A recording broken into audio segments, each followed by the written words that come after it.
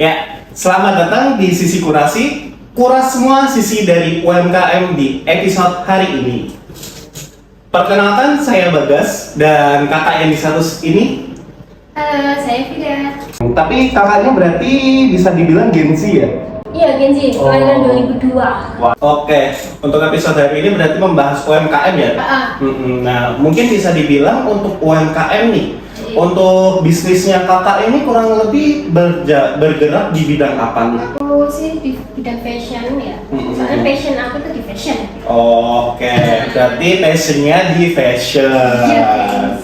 Kenapa awalnya memilih untuk di bidang itu, Kak? Awal masuk dunia, kalau aku awal masuk dunia itu pada tahun 2019-2020 itu pas SMK, Kak. Nah, karena tuh kayak aku ngerasanya tuh pengen punya penghasilan sendiri awalnya. Oke. Terus kan habis itu kan gegarannya kan habis lulus gitu, jadinya kan belum dapat Ada penghasilan kerjaan. gitu ya. Terus aku kayak pengen nyoba-nyoba nyari-nyari.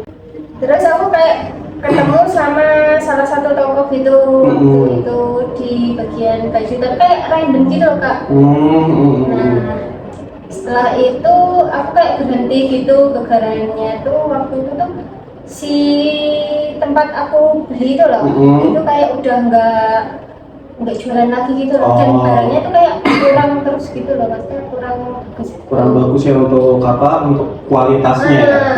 Terus kalau aku pertama kali jualan thrift yang celana ini, itu tuh di tahun 2022. Itu aku sama temenku. Nah, kita kan berdua. Di 2022 itu aku mulai bisnis fashion celana itu sama temenku. Awal modalnya cuma 200.000, Kak. Oh, 200.000. Tapi itu per orang, jadi kayak totalnya tuh 400.000. Nah, tapi itu kan akan nyari-nyari itu tuh waktu itu di marketplace untuk apa itu namanya? Kayak tempat untuk produksinya ya, produsennya ya? Produsennya, terus suppliernya gitu. Supplier. Dan modal segitu aku tuh nyari-nyari. Habis itu kayak nemu kan satu tempat gitu. Udah aku order dengan budget yang seadanya itu. Dan itu bisa? Itu bisa, tapi kayak ada kendalanya sih. Kan kendalanya itu awalnya tuh nggak sesuai sama yang seleranya aku sama temenku gitu. Ya sih, kalau biasanya itu kayak ada budget, ada kualitas juga ya. Karena semua orang pasti ingin mendapatkan produk yang berkualitas dengan harga yang lebih terjangkau.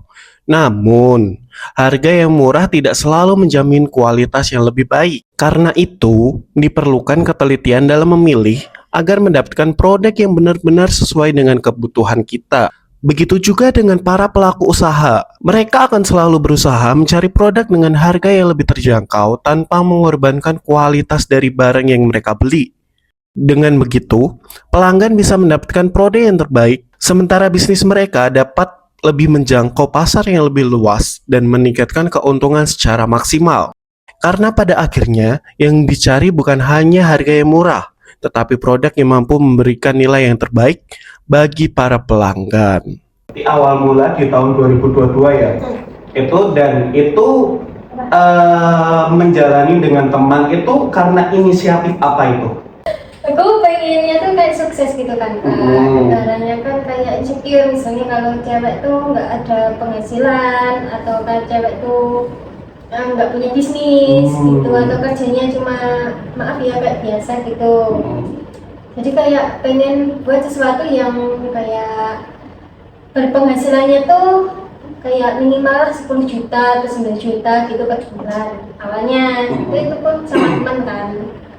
Berarti dari awal itu kayak punya tujuan pengen mematahkan stigma yang dimana orang-orang itu memandang wanita itu kayak alah nggak cuman bisa numpang ke laki-laki lah dan segalanya, pengen mematahkan stigma bahwa cewek itu bisa berkarir, bisa punya bisnis sendiri ataupun punya pendapatan sendiri gitu ya.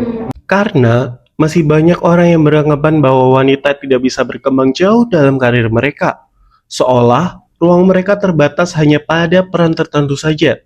Padahal Kenyataannya wanita memiliki potensi yang sama besarnya untuk tumbuh, berprestasi, dan menjadi bagian penting dalam dunia profesional. Wanita juga mampu menjadi wanita karir yang mandiri, berdaya, dan setara dengan pria maupun pasangan mereka. Dengan kesempatan dan dukungan yang tepat, mereka bisa membuktikan bahwa kemampuan tidak ditentukan oleh gender saja, tetapi oleh kemauan, kerja keras, dan konsistensi. Karena pada akhirnya, kesetaraan bukan tentang siapa yang lebih tinggi. Karena pada akhirnya, kesetaraan bukan tentang siapa yang lebih tinggi, tetapi tentang bagaimana setiap individu, baik wanita maupun pria, memiliki ruang yang sama untuk berkembang dan meraih impian mereka. Ibaratnya ini, dulu kan untuk modal itu cuma 400.000. Nah, mungkin di jarak ya mungkin kalau ibaratnya bisnisnya udah berkembang gitu, ibaratnya dari 400.000 itu berkembang menjadi berapa ratus ribu tuh Awalnya untuk pendapatannya ya. awalnya itu tuh kayaknya 2 kali lipatnya dulu. Wih. Berarti itu dalam 1 bulan pertama atau dalam jangka waktu berapa tuh? Kalau itunya udah agak lupa Kak, tapi kayak dalam setahun itu aku kayak udah bisa buat bayar uang gedung, terus ada juga kemarin tuh nabung emas juga kan sama temenku. Itu juga kita tuh sama CF juga dulu tuh. CF Didis mana itu? Santriadi. Dan itu berdua toh? Kita ngobrol pagi-pagi kan. Pagi-pagi ya, bawa itu barang-barang gitu. Terus tuh awalnya kita kan jualan di sana. Tahu nggak kita tuh jualan apa? Beli satu gratis satu. Emang itu nggak boncos? Boncos. Jujur boncos, dan kita kayak nggak kepikiran buat naikin harga dulu baru dibeli satu gratis satu. Itu kayak misalnya nih harga 60.000. Itu 60.000 dapat 2 piece. Gegaranya itu kita kan beli dari supplier. Tapi barang-barang yang datang itu kayak kurang bagus gitu. Oke. Berarti emang untuk bonusnya gratis satunya itu yang emang udah aku pilih kualitasnya kurang gitu ya? Kayak mungkin aku kurang suka modelnya atau apa gitu. Jadinya buatan bonus. Kalau kakaknya nih juga punya bisnis nggak? Oke, kalau bisnis, untuk bisnis sendiri itu bisa dibilang bukan. Nah, kebetulan aku juga pekerja, mahasiswa juga, dan untuk itu tuh kayak kerjaan saya itu bisa dibilang masih kurang untuk income dan ibaratnya kayak buat orang tua, untuk bayar kuliah dan segalanya itu. Jadinya kayak aku mikir di situ, bisnis apa yang bisa tak jalanin cuman itu tuh aku tanpa modal. Nah, itu dulu aku kan pernah ikut andil dalam pembuatan sebuah brand gitu. Nah, cuman kan memang untuk brandnya itu udah jadi, udah running, dan untuk sekarang itu aku udah kalau dulu itu udah nggak kerja di situ, aku berpikir kayak jadi resellernya dia apa ya gitu. Nah, di situ malah kebetulan aku malah dijadiin ibaratnya kayak project manajernya. Ya, jadinya kayak disuruh buat handle produknya itu. Jadinya aku bisa jalan tanpa modal tapi dapat income. Nah, cuman pas di situ tuh aku ada kendala Kak. Jadinya kan untuk apa? Untuk yang saya pegang itu tuh saya cuma dapat fasilitas kayak ibaratnya untuk operasional harian kayak mungkin laptop dan segalanya, tapi nggak ada untuk ruangan. Nah, dan di situ tuh saya harus bikin sebuah konten. Nah, jadinya di situ tuh aku juga susah itu, bahkan ibaratnya cuma sepele, tapi itu malah menjadi masalah utama saya. Nah, di situ aku langsung mikir apa terjun di dunia konten kreator sekalian ya gitu. Jadinya itu aku berpikir kayak sampingan apa lagi yang nggak harus ngeluarin modal tapi bisa buat nyelesain masalah saya yang sebelumnya dan menjadi income tambahan ataupun benefit tambahan yang saya lainnya itu. Dan di situ ya udah saya dapat satu partner, dan itu saya terjun di dunia digital, di konten kreator. Nah, konten kreator ini tak manfaatin, aku kerjasama dengan salah satu hotel ataupun brand. Nah, jadinya kalau semuanya aku nge-review hotel, itu tak manfaatin juga. Jadinya kayak sekalian bikin konten untuk brand skincare gitu kan. Jadi bisa kayak ya udah di konten kreator jalan, brand jalan, kerjaan utama juga jalan, dan itu semua tanpa modal. Keren juga ya. Nah, kalau semamanya dari kakak nih, Ya. kalau dulu itu kan ya jalan bisnis itu nggak mungkin lancar-lancar banget kan. Nah, mungkin ada kendala apa itu dalam ibaratnya dalam awal bikin bisnis lah, kecuali yang tadi ya untuk untuk kualitas produknya itu. Kebanyakan sih masalah stok ya kak. Karena kan kita kan nggak bisa terus-terusan kan dari satu supplier. Nah itu tuh juga pernah kan kayak supplier yang aku beli itu tuh kayak pernah nggak jualan lagi gitu loh kak. Berarti itu tuh kayak pas kamu udah cuman fokus di satu supplier itu dan stok udah menipis, tiba-tiba supplier itu udah nggak jalan lagi gitu. Itu terus kayak harganya juga ada yang naik gitu, kayak misalnya nih yang awalnya tuh 30 dia naik jadi 50 atau dia naik jadi 70 gitu kan udah tinggi banget kan. Iya betul. Nah itu aku susahnya di situ sih, apalagi kan kalau sekarang ini kan kemarin tuh ada masalah tentang bea cukai, kayak import gitu, jadi itu kayak merambat banget kak gitu. Dari supplier gitu, kebanyakan tuh penjualnya tuh udah pada naikin harga semua, jadi kayak bingung juga itu. Padahal sebenarnya brandingnya itu harga menengah ke bawah ya.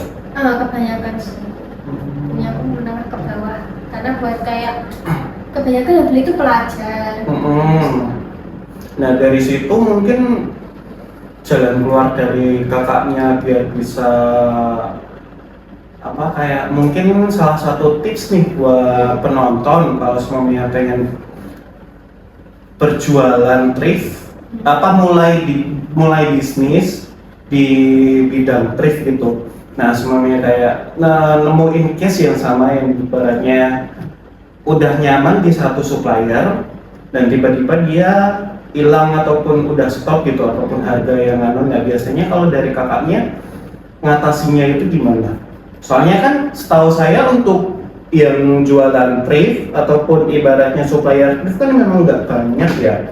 Nah itu mungkin dari thriftnya kakak gimana ya, mungkin bisa sedikit di-share untuk informasinya gitu. Mungkin saran dari aku sih awalnya kalian tuh jangan fokus ke satu seller dong sih Kak. Karena kan kalau misalnya dia hilang itu kayak kita kesusahan juga kan. Nah waktu kita udah nyaman sama satu supplier itu kita harus nyari supplier lainnya, namanya gitu mungkin ya.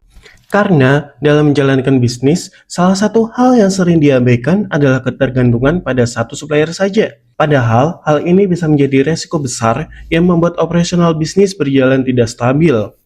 Karena, ketika hanya mengandalkan satu supplier saja, proses bisa menjadi lambat, stok mudah terganggu, dan peluang penjualan pun bisa terlewat begitu saja. Karena itu, penting bagi setiap pelaku usaha untuk memiliki lebih dari satu sumber suplai sebagai backup. Dengan memiliki beberapa pilihan supplier, bisnis akan menjadi lebih fleksibel, lebih cepat dalam memenuhi permintaan pasar, dan tentu saja lebih aman dari resiko keterlambatan ataupun kekosongan stok.